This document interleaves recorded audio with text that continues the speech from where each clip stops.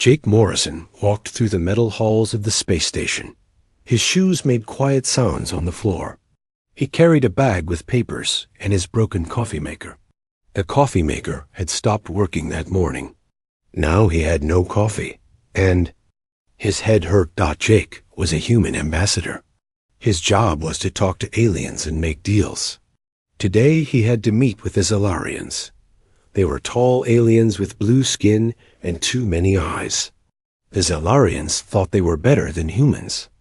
They always acted like they were doing humans a favor by talking to them. The space station was big and cold. Many different alien species worked here. Jake saw some with tentacles, others with fur, and some that looked like walking rocks. They all moved out of his way as he walked past. Jake did not notice them. His mind was on other things. 3 hours of sleep. That was all Jake had gotten last night. His daughter Amy had called him crying. She had failed her college test, the test she had studied for all year. Jake had stayed up trying to make her feel better. He told her everything would be okay, but he was not sure if he believed it himself.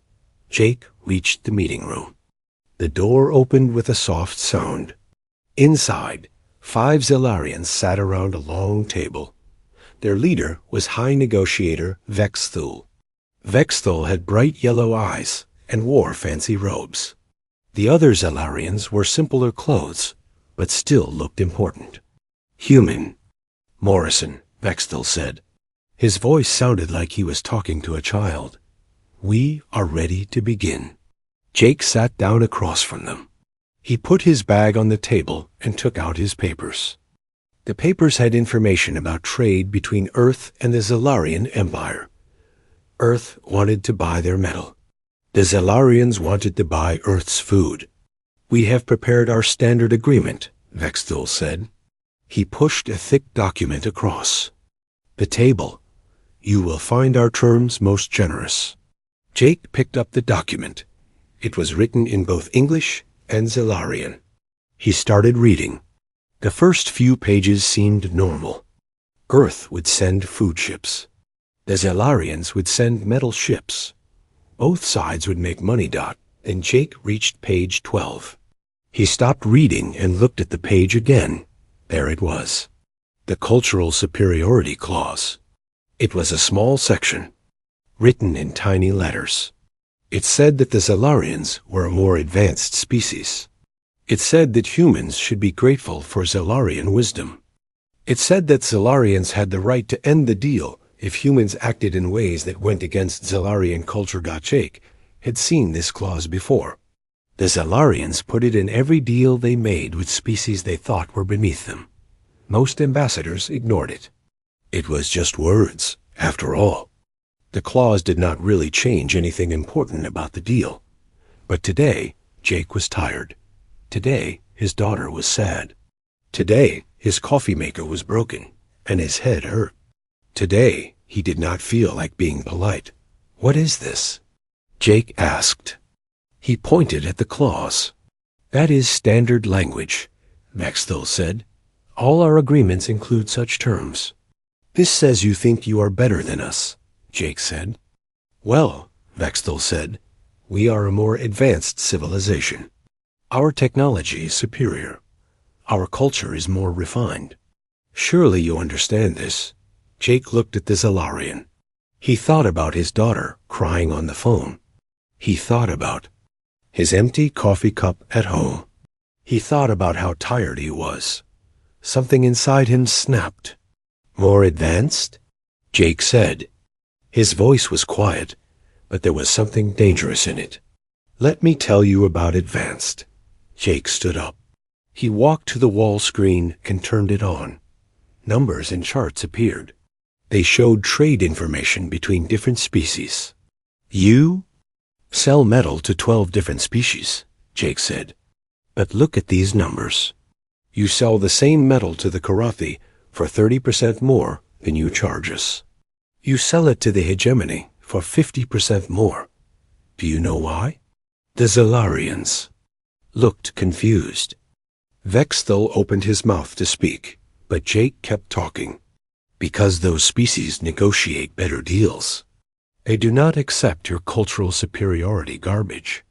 They make you treat them as equals, and equals get better prices. Jake pointed at another chart. Here is something else interesting. Your empire buys food from 6 different worlds, but 80% of that food comes from Earth. Do you know what happens if Earth stops selling you food? We have other sources, Vextel said, but he sounded less sure than before. Your other sources cannot grow enough food for your population, Jake said. I have the numbers right here. Without Earth food, your people go hungry in 6 months. Your economy crashes in a year. Jake turned back to the Zalarians. They were all staring at him. Some looked worried, others looked angry. But here is the really fun part, Jake said. This cultural superiority clause gives you the right to end our deal if we act against your culture. Well, I just acted against your culture. I told you that. You are not better than us. So you can end the deal right now if you want. The room was very quiet. Jake could hear the air moving through the vents. He could hear his own heartbeat. Of course, Jake said, if you end the deal, you have no food. If you have no food, your people get angry. If your people get angry, they might decide they need a new government. They might decide they need leaders who can actually negotiate. Good deals instead of just acting superior all the time. Vexthel's skin turned a darker shade of blue. Jake had learned that this meant Solarians were scared or angry. What do you want? Vexthel asked. I want you to remove the cultural superiority clause, Jake said. I want equal treatment. I want the same price for our food that you charge us for your metal. And I want to guarantee that you will not put these kinds of clauses in future deals. That is, those terms are very different from what we planned, Vexthel said. Then maybe. You should have planned better, Jake said. Or maybe you should have brought me coffee. The Zalarians looked at each other. They spoke in their own language for several minutes. Finally, Vexthel turned back to Jake. We agree to your terms, he said. Jake sat back down. He felt a little better. His head still hurt, and he was still tired, but something had changed. The Zalarians were looking at him differently now. They were not looking at him like he was a child anymore. Good, Jake said. Now, while we are changing things, I have a few more ideas. By the end of the meeting, Jake had gotten 3 more concessions from the Zalarians. Earth would get exclusive mining rights to an asteroid field. Earth ships would get priority docking at Zalarian space stations. And the Zalarians would buy twice as much food as originally planned. Jake walked out of the meeting room feeling much better. He still needed coffee, and his daughter was still sad about her test. But he had just made the best trade deal in human history. He did not know that news of the meeting was already spreading through the space station. Other alien species were talking about what had happened.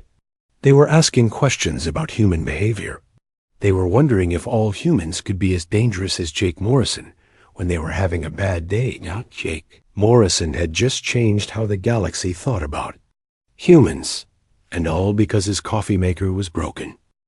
Dr. Lisa Parker got the call at 3 in the morning. She was asleep in her small apartment on Earth when her phone started making noise. The voice on the other end was speaking very fast. Dr. Parker, we need you on the next ship to Galactic. Station 7, the voice said.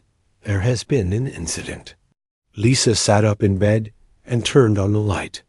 She was a xenobiologist. Her job was to study alien life and behavior. But mostly, aliens called her when they did not understand humans. What kind of incident? Lisa asked. Ambassador Morrison had a meeting with the Zalarians yesterday. The aliens are confused. They want to understand what happened. Lisa got dressed and packed her bags. 6 hours later, she was on a ship heading to the space station. During the trip, she read reports about Jake Morrison's meeting. The more she read, The more she understood why the aliens were confused, Jake had acted very differently from other human ambassadors. Most humans were polite and calm during meetings. They followed rules and spoke softly. Jake had been angry and direct. He had threatened the Zilarians and made demands. And somehow, he had gotten a much better deal than anyone expected. When Lisa arrived at the station, she was met by 3 different alien species. There was a Zilarian, a Karathi, and something that looked like a walking tree. They all wanted to talk to her at the same time. "Please," said the Karathi. His name was Researcher Quindle. "We must understand human behavior. What happened in that meeting was not normal." Lisa followed them to a conference room. More aliens were waiting inside. They had charts and graphs on the walls. Some showed human behavior patterns. Others showed the results of trade deals. "We have studied humans for many years," said High Negotiator Vexthal. He was the Zilarian who had met with Jake. "We thought we understood how humans negotiate. They are usually polite. They accept our terms with minor changes. But Morrison was different. He was aggressive," said another alien. "He made threats. He acted like he did not care about making a deal at all." Lisa looked at their charts. The aliens had been watching humans for a long time, but they only saw humans during official meetings. They did not understand that humans had good days and bad days.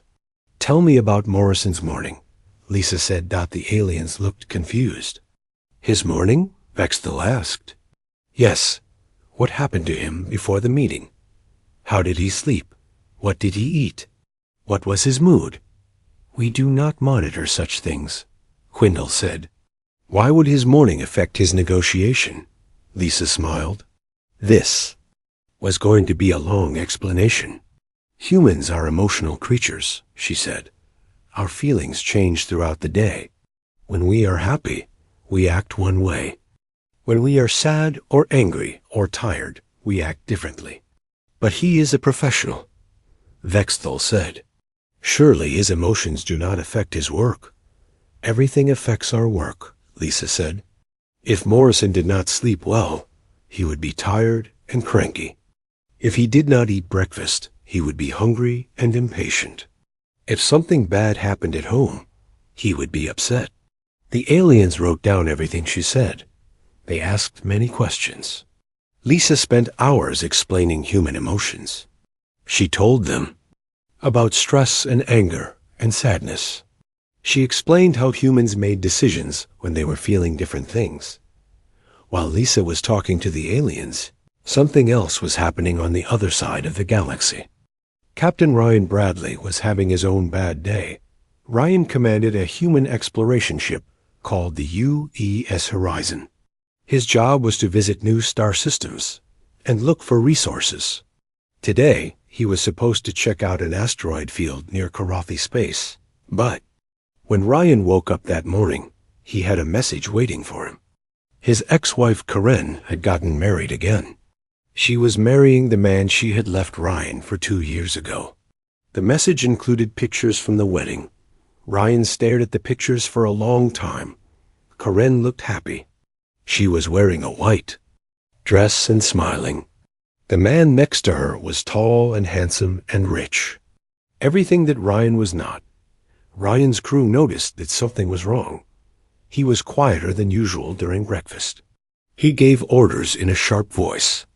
When someone asked him a question, he answered with just 1 or 2 words. The horizon reached the asteroid field around noon. It was a beautiful sight.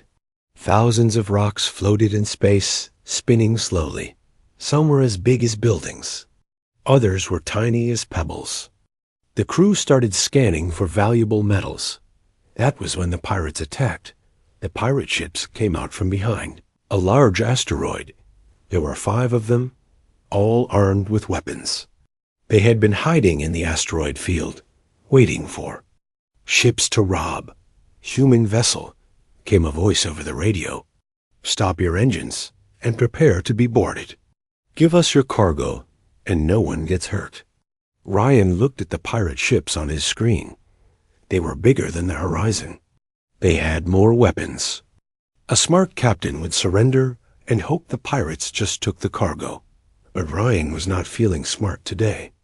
He was feeling angry and hurt and petty. He was thinking about Corinne's wedding pictures. He was thinking about how his life had fallen apart while she was out being happy. "Battle stations," Ryan said to his crew. "Sir," said his first officer. "Lieutenant Danny Kim, should we not try to negotiate?" "No," Ryan said. "Today we fight." What happened next became famous throughout the galaxy. Ryan did things that no sane ship captain would ever try. He flew the horizon straight into the asteroid field, using the rocks as cover. When the pirates followed, he led them into a trap. Ryan knew that the pirates' ships were bigger and stronger than his, but they were also slower. He flew between asteroids that were too close together for the pirate ships to follow. When they tried to go around, he was waiting for them with weapons ready. The first pirate ship crashed into an asteroid when Ryan suddenly changed direction. The pilot had been following too close and could not stop in time. The second ship got caught between two spinning rocks and was crushed. Ryan used the horizon's mining tools as weapons.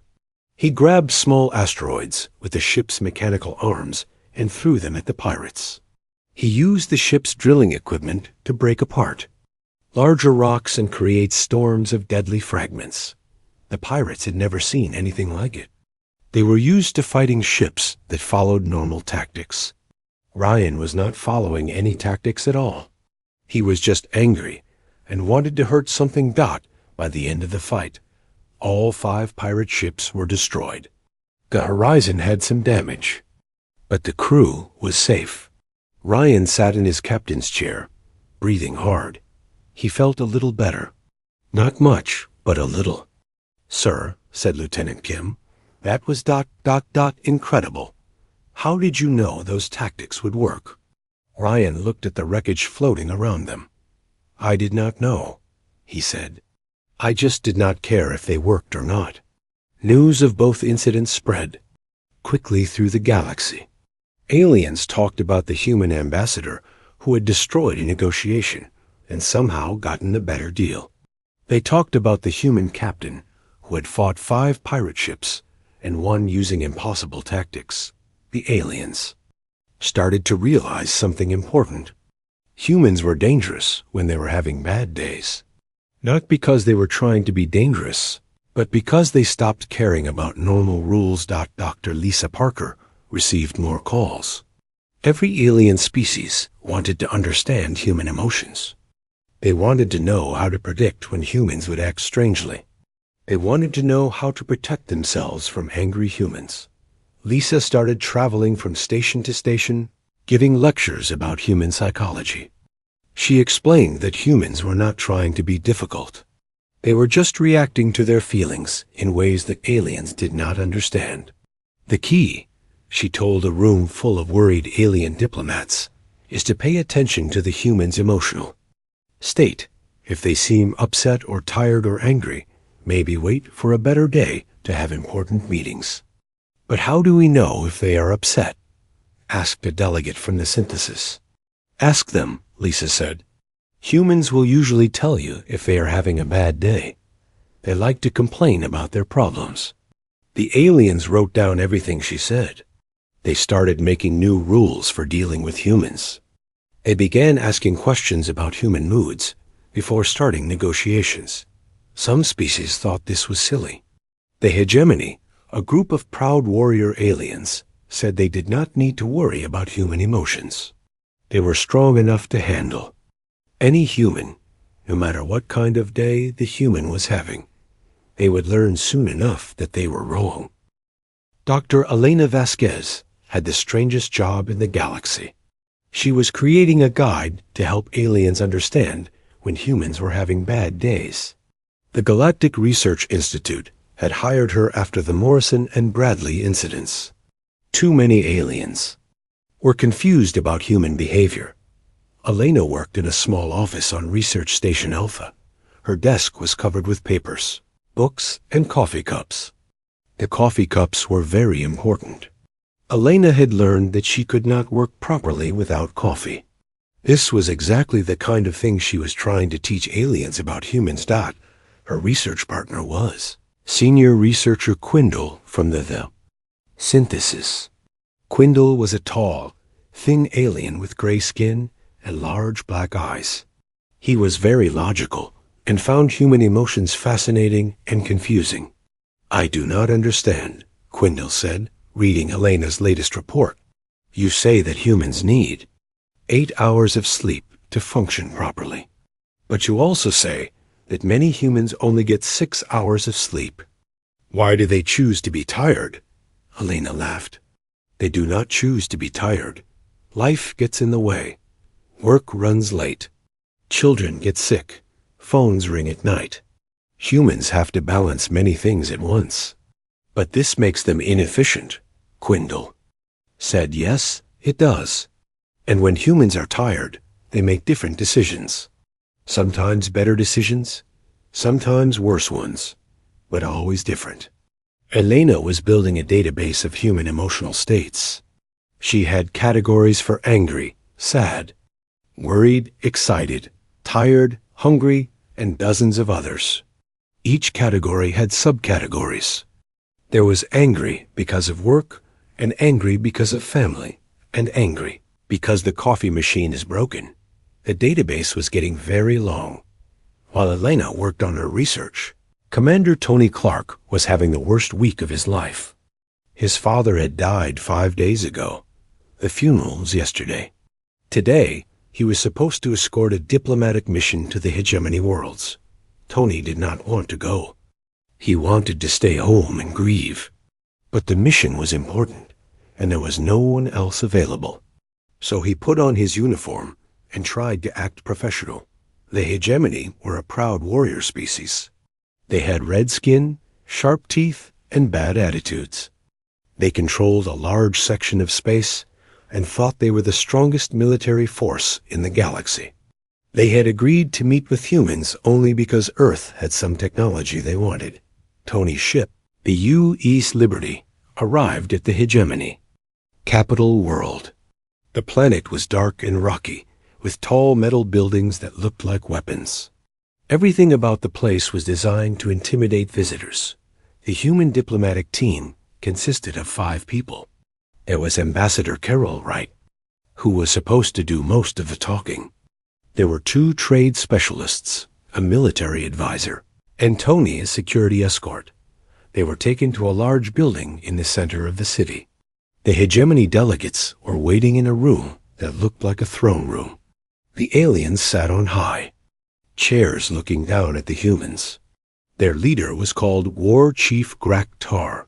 "Humans," Graktar said in a deep, growling voice, "we have agreed to this meeting as a favor to your small species. You should be grateful for our protection." Tony stood at the back of the room with his hand near his weapon. He was not really listening to the words. He was thinking about his father. He was thinking about the funeral. He was thinking about how his father had taught him to stand up to bullies. "Your technology interests us," Graktar continued. "We are willing to trade some of our old weapons for your new ones. This is very generous of us." Ambassador Wright started to respond politely. She began talking about trade agreements and mutual benefits. Tony could see that she was being careful not to offend the hegemony. But then Graktar said something that made Tony's blood boil. "Of course, we expect humans to be grateful for our protection. Small species like yours need strong species like ours to survive. Without us, you would be helpless against pirates and raiders." Tony stepped forward. "Excuse me," he said. Everyone turned to look at him. Ambassador Wright looked worried. The hegemony delegates looked annoyed. "Commander Clark," Wright said quietly, "please let me handle this."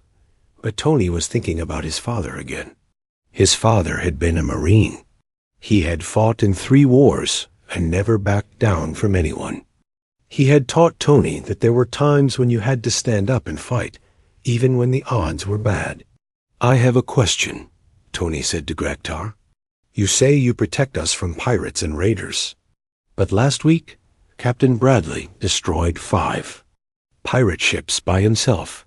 Where was your protection then?" Graktar's eyes narrowed. "That was one incident. Your captain was lucky." "Lucky?" Tony said. He walked to the wall screen and turned it on. Numbers and images appeared. "Let me show you some more luck." Tony had access to military databases. He started showing battle records. Human ships fighting. Pirates. Human soldiers defending colonies. Human fleets protecting trade routes. "Here is the Zeta incident," Tony said, pointing at a battle report. 50 pirate ships attacked a human colony. The local militia had 12 ships. They destroyed 47 pirates and drove off the rest. "Where was your protection?" "That is different," Graktar said, but he sounded less confident. "Here is the Battle of Kepler Station," Tony continued. Raiders attacked a research facility. One human security team held them off for 6 hours until help arrived. The security team had 8 people. The raiders had 200. Tony kept showing examples. Every time the hegemony claimed they protected humans, Tony showed proof that humans protected themselves just fine. "You want to know the truth?" Tony said. His voice was getting louder.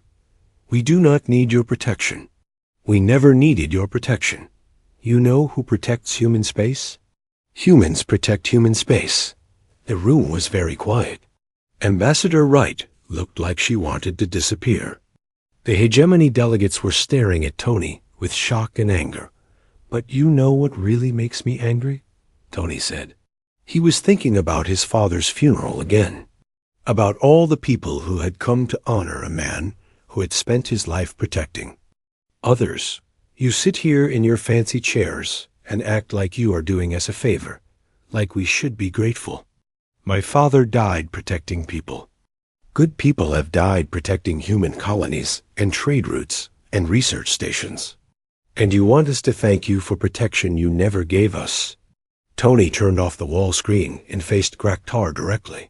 "Here is a better deal," he said. "We will give you some of our old technology. You will give us mining rights to 3 asteroid fields and safe passage through your space. And you will stop pretending that you protect us. That is not what we agreed to discuss," Graktar said. "No, it is not," Tony said. "But it is what we are discussing now. Unless you would rather test whether humans really need your protection." The threat was clear.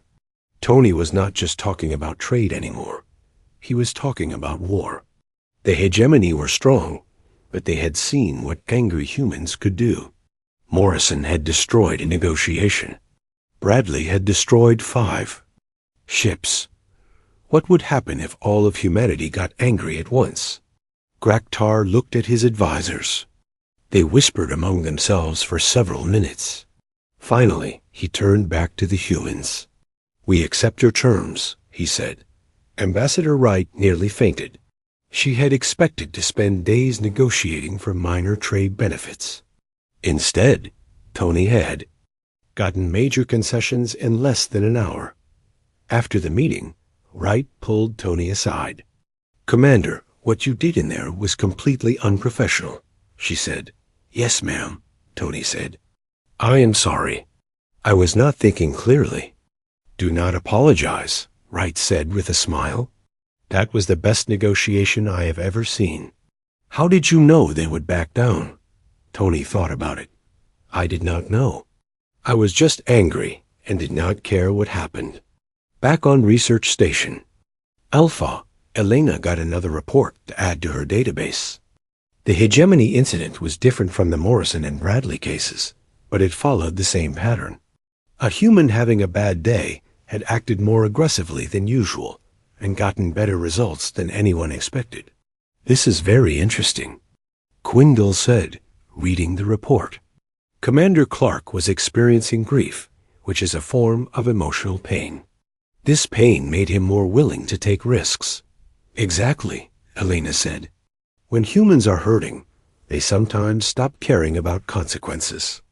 This can make them very dangerous. Elena added grief to her list of emotions that aliens should watch for. She also added a note about humans who had recently lost family members. They were unpredictable and should be handled carefully. The database was getting longer every day. Elena had documented humans who were angry about work, worried about money, upset about relationships, frustrated with technology, and annoyed by weather. Each type of emotional state led to different behaviors. I am beginning to understand, Quindle said. Humans do not separate their personal feelings from their professional duties. That is right, Elena said. When a human is having a bad day, everything they do is affected by their mood. Even important meetings with alien governments. This seems very inefficient, Quindle said. It is inefficient, Elena agreed. But it is also why humans are so unpredictable. And unpredictability can be a strength. Elena looked at her growing database. She had hundreds of entries now, and more reports came in every day. Aliens from across the galaxy were starting to pay attention to human emotions. They were learning to ask questions before starting negotiations. But Elena knew this was just the beginning. Soon, someone would try to create. The Galactic Council meeting room was packed with aliens from 50 different species. They had come from all over the galaxy to discuss one topic: humans. Specifically, how to deal with humans who are having bad days. Council, Speaker Velanash, called the meeting to order. Velanash was a tall, blue alien with 4 arms and a very calm voice. She had been running council meetings for 20 years and had never seen anything like this. We are here to discuss the human emotional assessment protocol, Velanash said. Dr. Vasquez will present her findings. Elena stood up at the front of the room. She had traveled from Research Station Alpha with a thick folder full of reports. Behind her, a large screen showed charts and graphs about human behavior. Thank you, Speaker Velanash, Elena said. Over the past 6 months, we have documented 47 incidents where humans in emotional distress achieved unexpected results in diplomatic or military situations. The aliens in the room murmured among themselves. 47 incidents was a lot. The pattern is clear, Elena continued. When humans are experiencing strong emotions, particularly negative emotions, they become more aggressive and less concerned. With normal diplomatic protocols, this often leads to better outcomes for humanity. A delegate from the Karathi Collective raised his hand. Dr. Vasquez, are you saying that humans negotiate better when they are upset? Not exactly, Elena said. I'm saying that upset humans are willing to take risks that calm humans would not take. Sometimes these risks pay off in spectacular ways.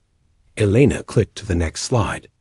It showed the Morrison incident, the Bradley space battle, and the Clark confrontation with the hegemony. In each case, the human in question was experiencing personal stress. Ambassador Morrison had family problems and no coffee. Captain Bradley was dealing with divorce. Commander Clark was grieving his father's death. Their emotional states made them more willing to challenge aliens who would normally intimidate humans. High Negotiator Vextel stood up. He still looked embarrassed about his meeting with Morrison. Dr. Vasquez, he said, how can we predict when a human will be in such a state? We need to know if we are dealing with a calm human or a dangerous human. That is exactly why we need the protocol, Elena said. I propose that all diplomatic meetings with humans begin with a simple question. How is your day going? The room erupted in discussion. Some aliens thought this was a good idea. Others found it ridiculous. A few were offended by the suggestion that they should care about human feelings. While the council debated, Ambassador Katie Sullivan was having the best day of her life. Her son Bobby had just gotten married to a wonderful woman named Sarah. Katie had cried happy tears at the wedding and danced until midnight. This morning, she had received news that she was being promoted to senior ambassador, and her favorite baseball team had won the championship last night. Katie was practically glowing with happiness as she walked into the meeting room on trade. Station 5. She was there to negotiate a deal with the Kintari Merchant Guild. The Kintari were small, furry aliens who controlled several important trade routes. Guildmaster Yexti was waiting for her with his advisors. The Kintari had heard about the human incidents and were nervous. They had prepared for an aggressive negotiation. They expected threats and demands. Instead, Katie sat down with a huge smile on her face. "Guildmaster Yexti," she said warmly, "thank you so much for meeting with me. I hope your journey here was pleasant." Yexti blinked in confusion. "It was adequate," he said carefully. "Wonderful." Katie said, "I am having such a good day. My son just got married, I got a promotion, and my team won the championship. I feel like celebrating." The Kintari looked at each other uncertainly. This was not what they had expected. "So," Katie said, "let us make a deal that makes everyone happy. What do you need from Earth?" What followed was the most friendly negotiation in galactic history. Katie was so happy that she wanted everyone else to be happy too. When the Kintari asked for something, she found ways to give it to them. When they offered something in return, she accepted graciously. By the end of the meeting, humanity had gained 3 new colony worlds, exclusive mining rights to an asteroid belt, and preferred trade status with the Kintari Guild. The Kintari got access to human medical technology, entertainment systems, and coffee. "This has been wonderful," Katie said as they signed the agreement. "We should do business more often." Guildmaster Yexti was stunned. He had expected a difficult negotiation, but instead had one of the best days of his career. News of Katie's successful meeting reached the Galactic Council just as they were finishing their debate about the protocol. The contrast was clear. Angry humans were dangerous, but happy humans were generous. Either way, human emotions affected the outcome of negotiations. "The evidence is overwhelming," Speaker Velanash said. "We must implement the human emotional assessment protocol immediately." The protocol was simple. Before any important meeting with humans, aliens were required to ask about the human's emotional state. If the human seemed upset, angry, or stressed, the aliens could choose to postpone the meeting or proceed with extra caution. If the human seemed happy, the aliens could expect a more cooperative negotiation. Meanwhile, engineer Pete Robinson was having his own emotional crisis. Pete worked on construction projects throughout the galaxy. He was currently helping build a new space station in the Outer Rim. The project was supposed to take 6 months and employ workers from 12 different species. Pete's job was to design the station's power systems. It was complicated work that required someone who understood both human and alien technology. Pete was one of the few engineers in the galaxy who could do it. But this morning, Pete had received a call from Earth. His dog Max had died. Max was 15 years old and had been Pete's best friend since college. Pete had been planning to retire next year and spend more time with Max. Now Max was gone, and Pete felt like his heart was broken. Pete was still thinking about Max when representatives from the Contractor Guild arrived for their weekly meeting. The guild was in charge of hiring workers for the station project. They had been trying to cut costs by paying human workers less than alien workers. "Engineer Robinson," said guild leader Thexvo, "we need to discuss the labor contracts." Pete looked up from his desk. His eyes were red from crying, and he looked exhausted. "What about them?" Pete asked. "We have decided to reduce human wages by 15%, Thexvo said. "Humans are willing to work for less money than other species." Pete stared at the alien. He thought about Max, who had always been loyal and never asked for anything except food and attention. He thought about the human workers who had left their families to work on this project. He thought about how everyone was trying to take advantage of everyone else. "No," Pete said. "Excuse me?" Vexvo said. "I said no. You are not cutting human wages." "Engineer Robinson, this is not your decision to make. We control the labor contracts." Pete stood up and walked to his computer. He opened the station blueprints and started making changes. "Very big changes. What are you doing?" Vexvo asked. "Redesigning the power systems," Pete said. His fingers moved quickly across the keyboard. "The current design requires human engineers to maintain it. But I am changing it to require Vorthan engineers instead. Vorthan engineers cost 3 times as much as human engineers," Vexvo said in alarm. "Yes, they do," Pete said without looking up from his computer. "And since you think humans are not worth paying properly, you can hire Vorthans instead." Pete kept typing. He was changing every system on the station that required human expertise. He redesigned the life support to need Korathi technicians. He modified the communications array to require synthesis specialists. He changed the navigation systems to need hegemony programmers. "You cannot do this," Vexvo said. "The project will cost twice as much." "Actually, it will cost 4 times as much," Pete said.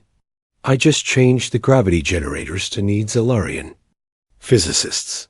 They charge premium rates." Vexvo looked at his advisors in panic. The guild had signed contracts to build the station for a fixed price. If the costs went up, they would lose enormous amounts of money. "Engineer Robinson, please. Be reasonable," Vexvo said. "We can discuss the wage cuts." "There is nothing to discuss," Pete said. "Either you pay human workers the same as everyone else, or you build this station without any humans at all." Pete saved his changes and turned to face the aliens. "Of course. If you choose to build without humans, you will need to find new engineers. I am the only person in the galaxy who understands these new designs. My consulting fee is 50,000 credits per day." The room was very quiet. Vexvo calculated the numbers in his head. Hiring Pete as a consultant would cost more than the original wage cuts would save. "Much more. We will maintain the original wage structure," Vexvo said finally. "Good," Pete said. "And I want to guarantee that there will be no future cuts to human wages on this project." "Agreed. And I want hazard pay for workers in the dangerous sections." That was not part of the original contract. Pete reached for his computer again. "Would you like me to redesign the environmental systems too? I am thinking of switching to Zerathi atmospheric processors. They only cost 10 times as much as human systems." "Hazard pay is acceptable," Vexvo said quickly. After the guild representatives left, Pete sat back. 5 years had passed since Jake Morrison's famous coffee incident. The galaxy was a very different place now. Admiral Claire Thompson sat in her office aboard the UES Freedom, looking at reports from human diplomats across known space. Every single report mentioned the same thing: aliens asking about their emotional state before starting negotiations. Claire smiled as she read through the files. The human emotional assessment protocol had worked better than anyone expected. Trade deals were more successful. Military conflicts were rare. And humans had gained respect throughout the galaxy, not because they were feared, but because they were understood. Her door chimed, and her assistant announced a visitor. "Admiral, there is a young Kintari diplomat here to see you. He says he is writing a research paper about human behavior." "Send him in," Claire said. The visitor was barely an adult by Kintari standards. His fur was still the bright yellow color of youth, and he moved with nervous energy. He introduced himself as student researcher Pipka from the Galactic University. "Admiral Thompson," Pipka said, I am studying the changes in galactic diplomacy. Over the past 5 years, my professors say that humans are responsible for the biggest shift in diplomatic relations since the founding of the Galactic Council. That is quite a claim, Claire said. What makes you think humans changed anything? Pipka pulled out a tablet and showed her charts and graphs. Before the protocol, diplomatic meetings failed 30% of the time. Now they fail less than 10%. Trade disputes are down 60%. Military conflicts between species are at the lowest level in recorded history. Claire looked at the data. She had seen similar reports, but seeing it all together was impressive. All because aliens learned to ask if humans are having bad days. She asked, "Not just that," Pipka said excitedly. The protocol made everyone think about emotions in diplomacy. Now the Karathi check if their negotiators are stressed. The Zellarians make sure their delegates are well rested. Even the hegemony asks about personal problems before important meetings. Claire nodded. She had noticed this trend in her own meetings with alien commanders. Military officers who used to focus only on tactics now asked about the morale of their troops and the stress levels of their commanders. But I still do not understand why humans are so different, Pipka continued. Why do your emotions affect your decisions so much? Claire thought about how to explain it. She had been asked this question many times over the years. Other species try to separate their personal feelings from their professional duties, she said. Humans cannot do that, and we do not try to. When we make decisions, we use everything: logic, emotion, experience, intuition, even our physical state. It makes us unpredictable, but it also makes us creative. Is that why humans are so good at finding unexpected solutions? Pipka asked. Partly, Claire said. When a human is angry or desperate or even just tired, they might try things that a calm, logical being would never consider. Sometimes those things work brilliantly. As they talked, something was happening on the other side of the galaxy that would become another example of human unpredictability. Ambassador Jake Morrison, the same Jake Morrison whose broken coffee maker had started everything, was about to meet with a completely new alien species. The aliens called themselves the Depth Dwellers. They had been hiding in the deep ocean of a distant world for thousands of years. Only recently had they developed space travel and made contact with the galactic community. This was their first formal diplomatic meeting with any species. Jake had been chosen for the meeting because of his experience with difficult negotiations. The council thought his reputation for successful aggressive tactics might be useful with an unknown species. Jake was not having a bad day. In fact, he was having an excellent day. His daughter Amy had graduated from college with honors. She had gotten into medical school and would start training to be a doctor. Jake was proud and happy and relaxed. The meeting took place on a neutral station near the Depth Dwellers' home system. Jake arrived early and spent time learning about their culture. The Depth Dwellers were aquatic beings who lived in complex underwater cities. They valued patience, cooperation, and long-term thinking. When the Depth Dweller delegation arrived, they were led by an ancient being called Deep Current Flows Eternal. The alien looked like a cross between a jellyfish and an octopus, with flowing tentacles and bioluminescent patches that changed color as it moved. Human Morrison, Deep Current, said in a voice that sounded like water flowing over rocks. We have heard stories about your species. Some say humans are dangerous when provoked. Jake smiled. That depends on the day, honestly. Today, I am feeling pretty good. My daughter just graduated from college. The aliens looked confused. They had expected either aggression or formal politeness. Instead, Jake was being friendly and personal.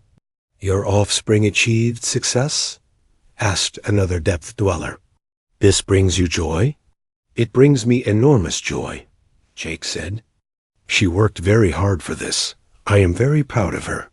The depth dwellers' bioluminescent patches began changing colors rapidly. Jake learned later that this meant they were excited or interested. "We also value the success of our young," Deep Current said. "Perhaps we have more in common than expected." What followed was the most pleasant diplomatic meeting Jake had ever experienced. The depth dwellers were curious about human emotions and family relationships. Jake found himself talking about his daughter, his work, and his hopes for the future. The aliens shared stories about their own families and communities. By the end of the meeting, humanity had gained access to the depth dwellers' advanced underwater technology. In return, the depth dwellers would receive human space exploration, equipment, and cultural exchange programs. But more importantly, both species had found genuine friendship. "Human Morrison," Deep Current said as they signed the agreement, "we had heard that humans were unpredictable. We thought this meant dangerous. Instead, we find it means interesting." Jake laughed. "We are definitely unpredictable. But that is not always a bad thing." News of the successful meeting spread quickly. It was another data point in the growing understanding of human diplomatic behavior. Happy humans were generous and creative. Angry humans were aggressive and determined. Sad humans were empathetic and careful. Each emotional state brought different strengths to negotiations. Dr. Elena Vasquez, now the galaxy's leading expert on human behavior, published her final report on the protocol's effectiveness. The report was over 1,000 pages long and had been translated into 47 alien languages. "The Human Emotional Assessment Protocol has fundamentally changed galactic diplomacy," she wrote, "by acknowledging that emotions play a role in decision-making. All species have become more honest about their own motivations and more understanding of others' perspectives." The report included case studies from hundreds of diplomatic meetings. It showed how the simple question, "How is your day going?" had prevented conflicts, improved trade relationships, and created new alliances throughout the galaxy. But Elena's favorite part of the report was the appendix, which listed all the different ways aliens now asked humans about their emotional state. The formal Karathi said, "We inquire about your current psychological equilibrium." The casual Kintari asked, "Everything good with you today?" The warrior hegemony demanded, "Report your battle readiness status." All the phrases meant the same thing. Aliens had learned that human emotions mattered. Years later, a young alien diplomat would visit Admiral Thompson's office and ask why humans had changed. Galactic diplomacy. Claire would smile and tell the same story she had told many times before. "It started with a broken coffee maker," she would say. Jake Morrison was having a bad day, and he stopped being polite. The aliens had never seen an angry human before, and they did not know how to handle it. So they started studying us. "And what did they learn?" the young alien would ask. "They learned that humans do not separate our feelings from our work. When we are happy, we are generous. When we are angry, we fight harder. When we are sad, we care more about others. When we are excited, we take bigger risks. Our emotions make us who we are. Is this good or bad?" Claire would think about it for a moment. "It is human," she would say. And being human, it turns out, is exactly what the galaxy needed. The Human Emotional Assessment Protocol became so normal that new species learned about it before they made first contact with anyone. Young aliens studied human emotions in school. Diplomatic training programs included courses on emotional intelligence. And throughout the galaxy, in dozens of languages, the most important question in diplomacy remained the same. "How is your day going?" Jake Morrison, now retired, would sometimes smile when he heard aliens asking that question. He would think about his broken coffee maker and wonder if the galaxy would be different if he had just gotten a good night's sleep that day. But then he would remember his daughter, now Dr. Amy Morrison, working in a hospital that treated patients from 12 different species. He would think about the peace and cooperation that had grown from one bad morning. And he would decide that maybe it had all worked out exactly as it should have done after all. Even broken coffee makers could change the galaxy, as long as there was a human having a rough day nearby.